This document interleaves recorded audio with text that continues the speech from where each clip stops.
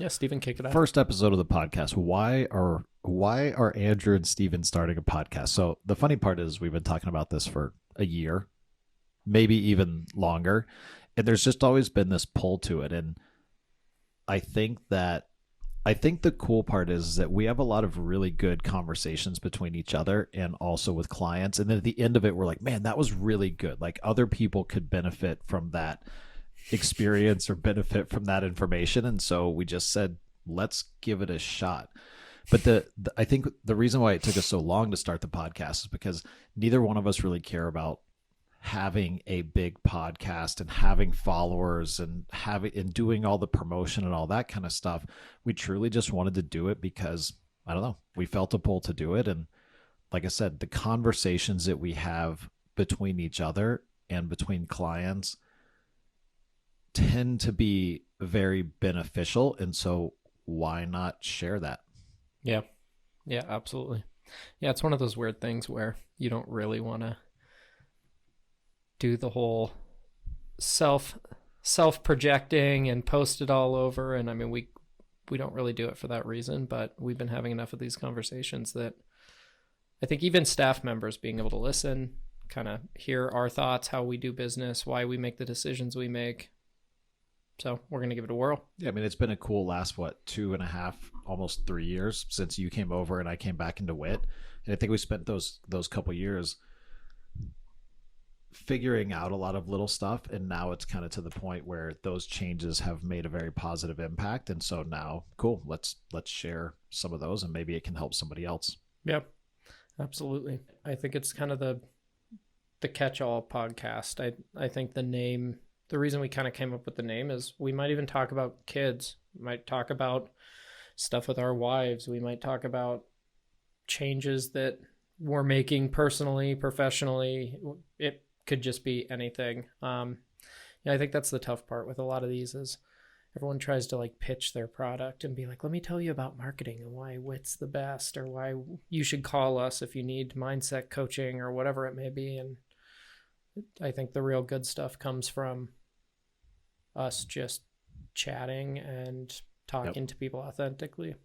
Well, I mean, think about it. We talk to a lot of our clients, and even our staff look at us and, the funny comment of, hey, do we look like the two biggest idiots to the world in you? Because we never seem like we're actually working, yet we seem to get so much done so efficiently, so effectively. And I think that there's something to that. And so, yeah, to your point, we can talk about anything because a lot of it has to do with what are we doing personally? What kind of stuff are we working on within our own minds? How is our family life affecting us? How is, lack of sleep? I was going to say, how do we focus on getting more sleep? The endless comment of sleep that we talk about, and like the notice, once you put some attention around these little things, how much it affects the rest of your day and all of those different things. Yeah. Yeah. So, I mean, I think it'll be cool to talk about how we do our how we do our I feel life. like I'm in Anchorman or something like that. Yeah, we'll wait this thing down. I'm going to tie it to the desk. Well, that's a perfect example, right? Like nothing happens perfectly in life. And I think over the past 5-6 years, social media has gotten so crazy with, you have these people that have this seemingly perfect life and seemingly perfect podcast setup and seemingly perfectly edited videos. And there's that whole comparison is a thief of joy thing. And I think if we can just kind of have a little bit of fun and show people that business and personal life and family, and it doesn't have to be this stressful thing or this thing that you have to set these crazy goals to, that you're working your ass off every day and stressed about in order to achieve them. Like it can all be this intertwined, cool, fun, relaxing thing and still have a really, really positive outcome. Yeah, definitely. Yeah, I've been kind of banging the drum lately. My new theme's been this whole life calendar being kind of in perpetual flow instead of static. And I think, that's where we do really well is the world could kind of light on fire for moments and we're just like, okay, whatever, like, roll with it and move on to the next thing. And like none of it has to be a big deal. And so I think, being able to share on a podcast some if nothing else, people listening can be like, oh, cool, it's not just me. I'm not losing my ever-loving mind. I'm able to kind of connect with the fact that, these two idiots are doing it. Yeah. They seem to be doing it and having fun and creating really successful businesses out of it. Once the fun stops, it's kind of like, why do it, Yeah, I think people started to compartmentalize stuff way too much. They had their work life, and then they had their, physical stuff, like going to the gym and yoga. And before you know it, you got 15 different categories of life that you're trying to do every day. And then you're just stressed. And even if you did get the result of being physically fit, you're fucking miserable because you're so packed in. It's just, dude, how many times have, I'm maybe younger, so I've heard it more as far as like my old world, but everyone's like, oh, just wait till you have kids. Life as it will be over, and you don't get to buy the fun things, and you don't get to do the fun things, and your life just revolves around your children. And I think there's a component of that where it's like, yeah, okay, it does, but it doesn't mean you can't have fun and enjoy life. And it's this either or kind of attitude. So yeah, I mean, we're still, we're done working by what, 4:30-ish most days, maybe earlier, and then we can kind of choose what we want to do. Yeah. Spend time with the family. And then how do you be intentional with the family, right? I mean, I try really hard when I go home. I don't take phone calls. I don't really look at my phone. I don't really look at email. Yeah. Wait until at least after bedtime, Yeah. The world isn't going to end in 3 hours. Yep. 4 hours. So yeah, I'd say the podcast is about, look, if we can do it and let it be fun and still create success, cool. Maybe that will help some other people realize that a lot of these like gurus and business coaches and personal coaches, like they're just selling a program so they can make money. Most of their lives are falling apart. Yeah. Yeah, it's like the old psychology joke or psychiatry joke. They're more fucked up than their patients kind of thing. Yeah, and I think there's a lot of good ones out there, but unfortunately the downside is you're taking a playbook, and if it doesn't align, with this, what we talk about with clients, like, cool, it's great you have this coach or this development person or whatever it may be, but if they don't align with culture, your lifestyle, it's never going to work. And then you're just at constant conflict, spending money.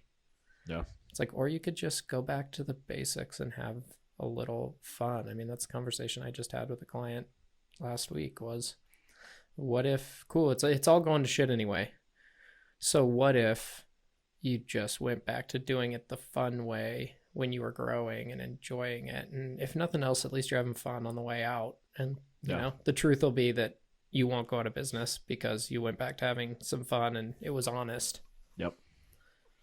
Yeah, I mean, even, getting out into the woo-woo universal laws, like attracts like. Like if you're having fun and you're enjoying it and you're not stressed, you're going to be successful. Yep. Period. Yeah, I appreciated that lesson from you because I chose the path of most resistance at all times in my old world. I was like, cool, I could just bulldoze my way there. Yeah. It's like, or you could just go down this pretty little path with pretty little flowers on it. And I'm like, nope, I'm gonna be like a salmon. I'm swimming upriver. Yeah. Yeah. Let it be easy. Less is more. Mm-hmm. I mean, that's kind of even a theme probably for us this year. Yeah. Less is more. Yep. Yeah, things are generally already good. It's these small adjustments, these small tweaks, and we get it in our head that we got to buy the shiny product, invest in the person or in the thing, and go all in and make this massive pivot. And it's just that's when it starts to all go sideways.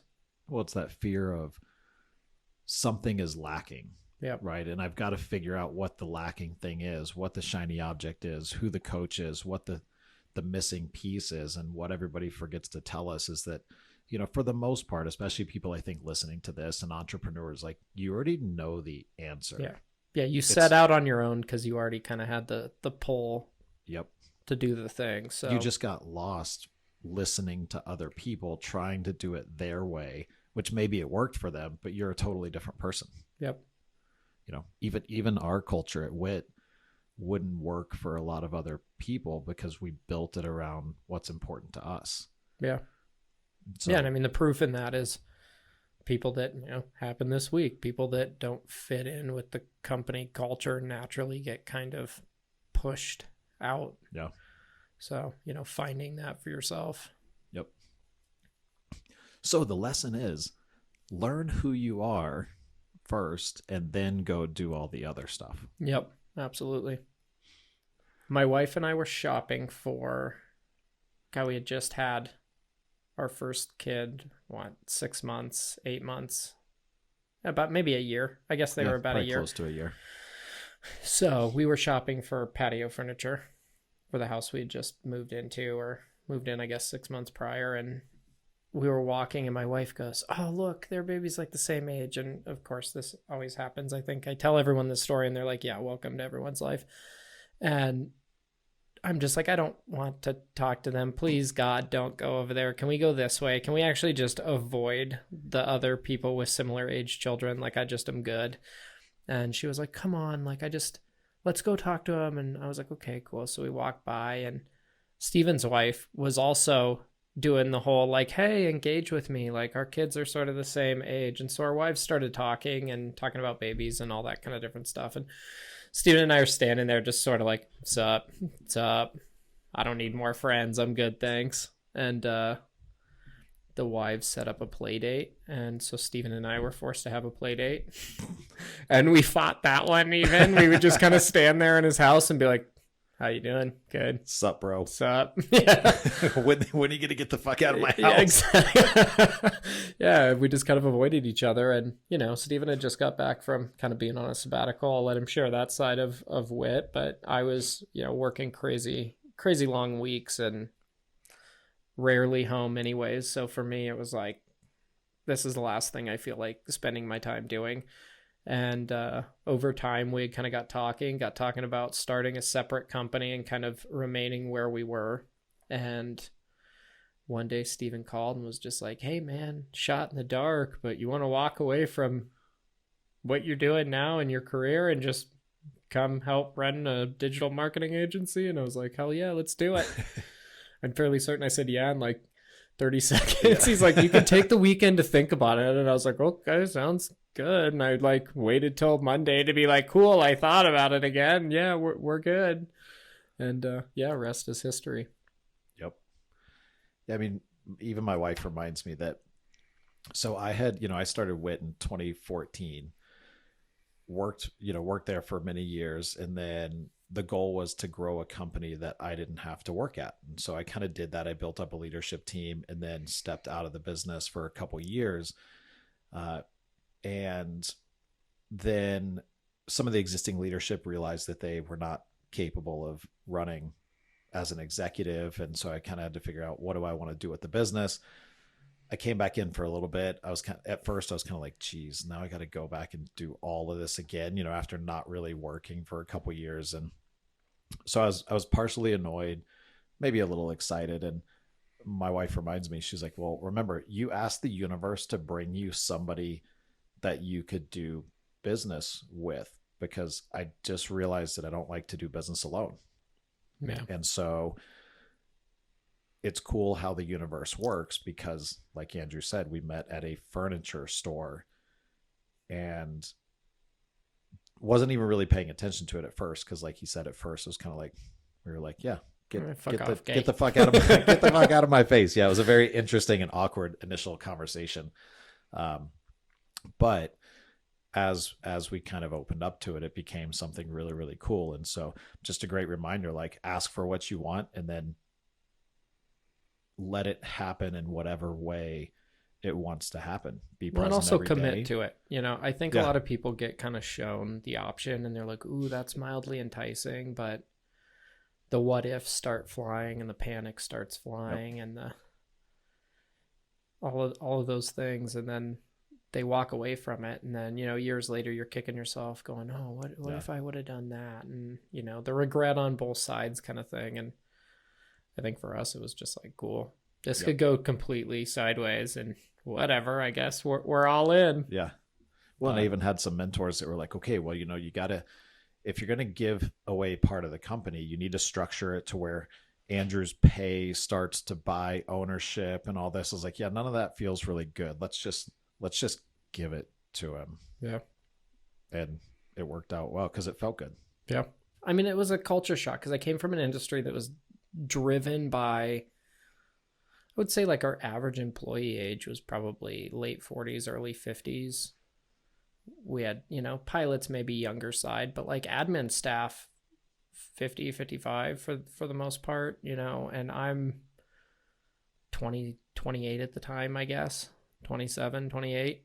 And I was used to navigating kind of in a very old school, like almost like banking or so, 20 years back in culture, behavior, and HR is not really a thing, and private aviation and like all of these different things. I come here and it's like the average age of the staff members like 25, 28, and I had to kind of change how I approach things, but I'm also not super impulsive. So, I told Steven it's going to get painful because I spent the first 3 months kind of just observing, not really doing much, just paying attention to kind of how people do things and why they do it. And I would just go sit with everyone and go, oh, I'm the idiot in the room. I know none of this. So tell me how you do your job.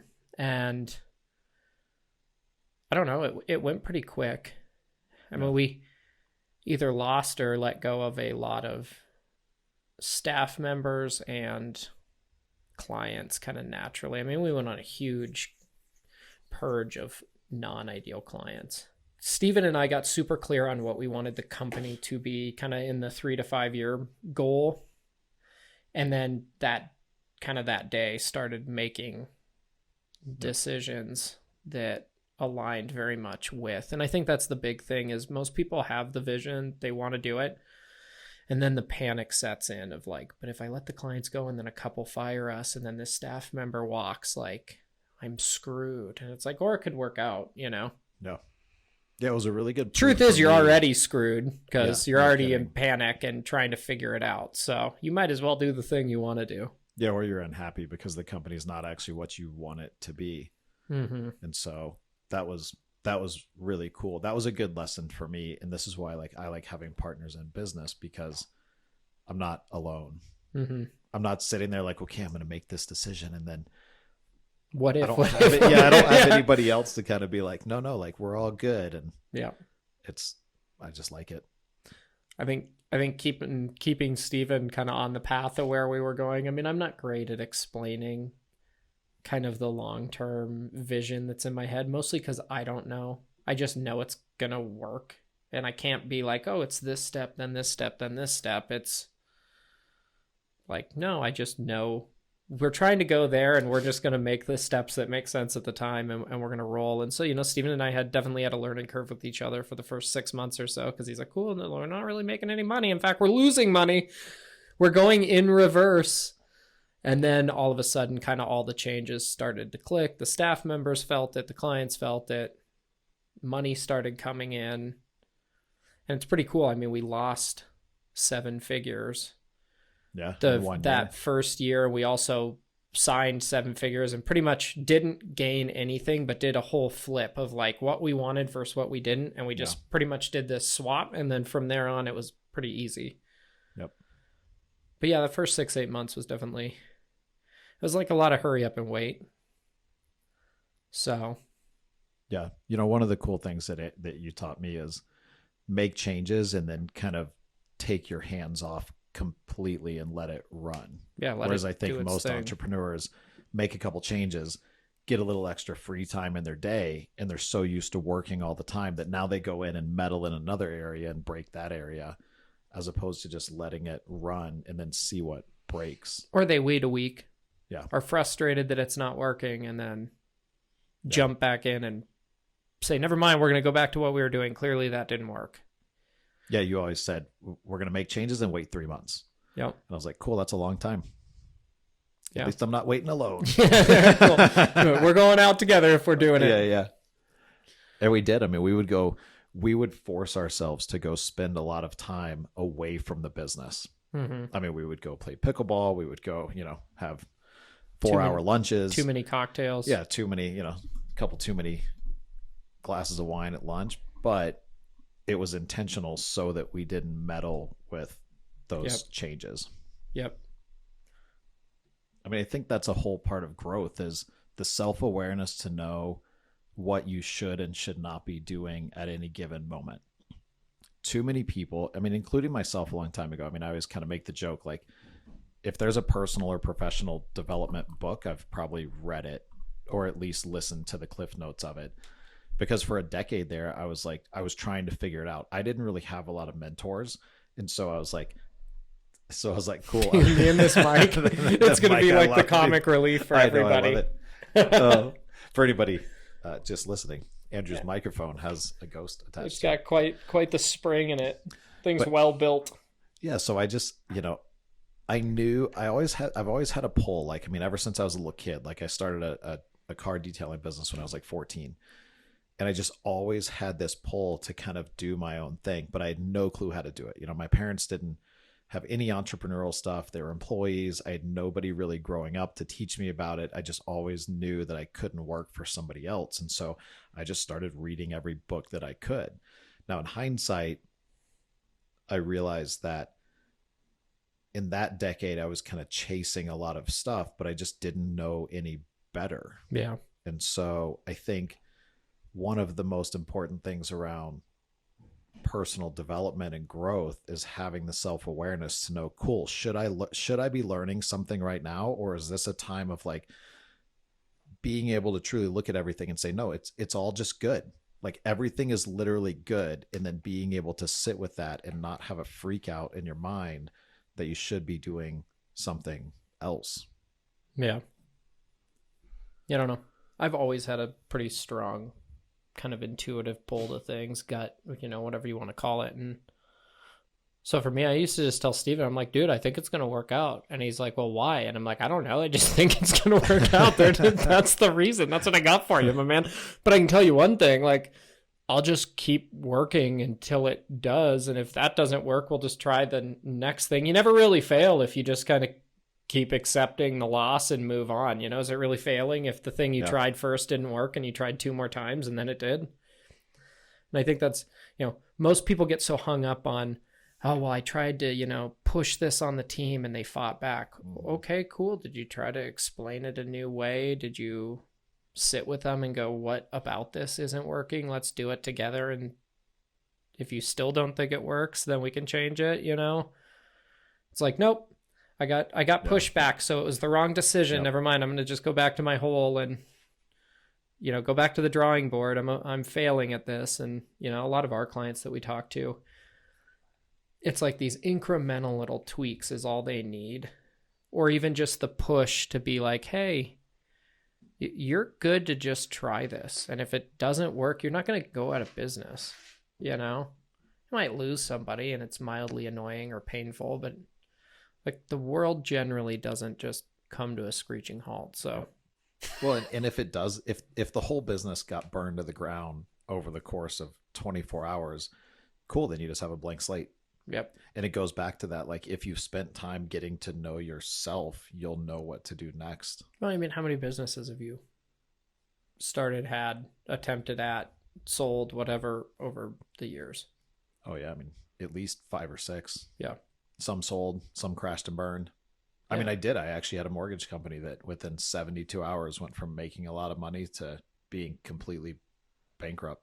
So in the mortgage industry, we had a mortgage company that focused on investor loans. Like we served investors and there was only so many lenders that would do that. And a lot of those banks just over the course of 72 hours, when the whole mortgage crisis happened in 2008, just shut down all lending. So all of our funding sources died in a week. So we had nowhere to put loans. And investors pull their money out, no longer want to invest because the whole thing's gone upside down. And yep. So 72 hours went from making money to owing lots of money to the federal government that you didn't have. $300,000 in debt from the business because I didn't really know exactly how to run a business and I didn't know how to pay attention to the market like I kind of do now. And so it was like, alrighty then. Neat. So here we are. Parked the car in the garage so that they couldn't repo it and Slept at my buddy's house for a few months rent free while I kind of figured it out. Yep. Those are actually fun times. Well, and isn't that funny? I always joke that like the most fun I have in any companies that I work at is when they're completely on fire. And as soon as they sort of need the structure and are super business oriented and are all dialed in on process, like all the fun gets sucked out of it. And I get like you need that for multiple people, and that's fun for us. It's painful for an employee because they're like, dude, I just want to come to work and like do good work and go home. But yeah, I always had the most fun when it was like sitting on the floor because you didn't have office furniture type stuff. Yeah. Well, then I think even you've gone through a good mindset shift of, cool, now I can just enjoy it when it's good. Yeah. And if it happens to catch on fire, great. We're ready for that too. Yep. Oh, yeah. Yeah, I used to live in the state of, I was the guy that always claimed to be very comfortable sitting in the barrel of fire. I preferred it. It was just easier if it's always going to shit, then then you never have to be surprised. You knew everything was a problem. It was predictable. Yeah. Yeah, and it was just comfortable. I was just always in a high state of alert. And, it's funny. I was talking to Taylor, my wife, and she was talking about a car she wanted. And I was like, well, you don't understand. It's like this. And you could slip on the running board reaching across the middle seat and do it. And she's like, how does your mind even get, like, that was so complex. Like, why would you even think about that? And I'm like, welcome to my life. I just am constantly predicting what's going to go wrong. And I used to do it from a place of, I think, more fear of it all going away. And now I can at least be like, okay, I'm a little nuts and I just do that naturally and it's how I go about life. But, definitely a significant amount of fun compared to the past. So, hell yeah.